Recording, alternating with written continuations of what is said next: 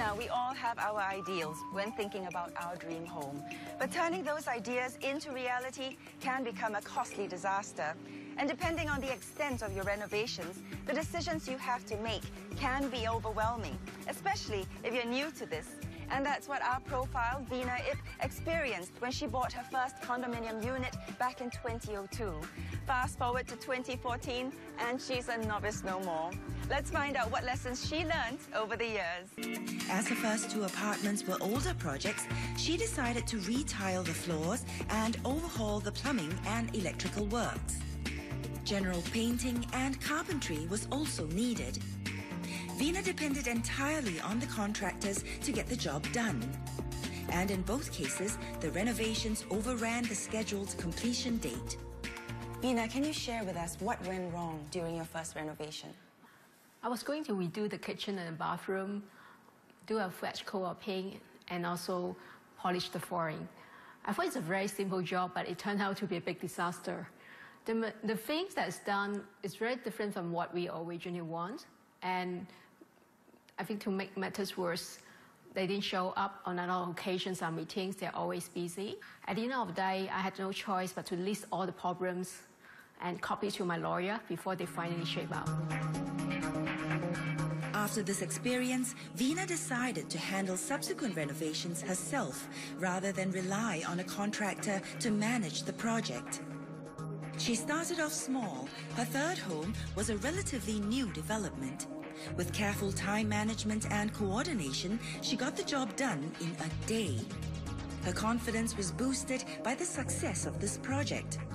So when it came to her next home, a much bigger project, she was up for the challenge. Unlike her first two renovations, this one was smooth sailing.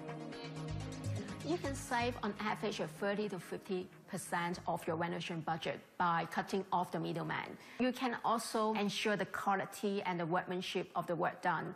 And then at the same time, you can pay the end contractors, the electrician, the plumber, after you think that the job is satisfactorily done.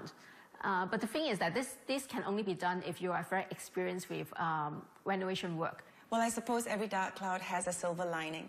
What would you say were the big lessons you learned from this ordeal?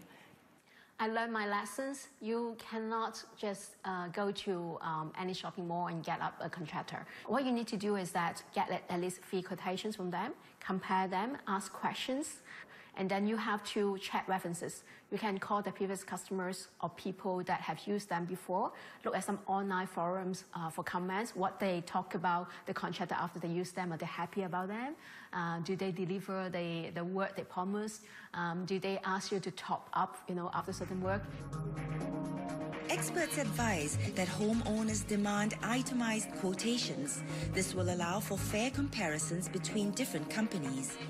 As illustrated here, quotations need to be precise with as many details as possible.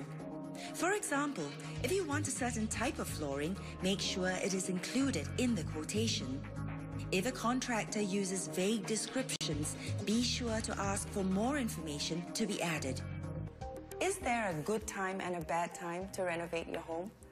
The worst time to do it is the beginning of the school holiday, towards the Christmas time, because contractors, they want to go for holidays with their family.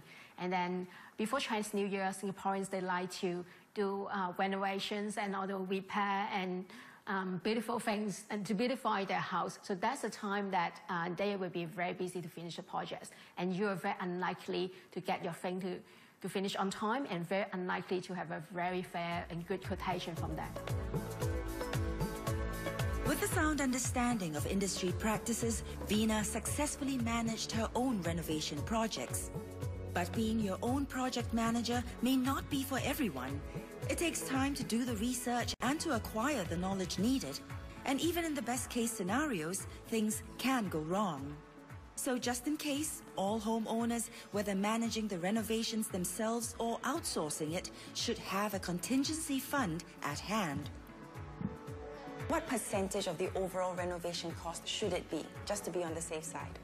I think it depends on your character. If you like things to be changed all the time that you like to change your mind.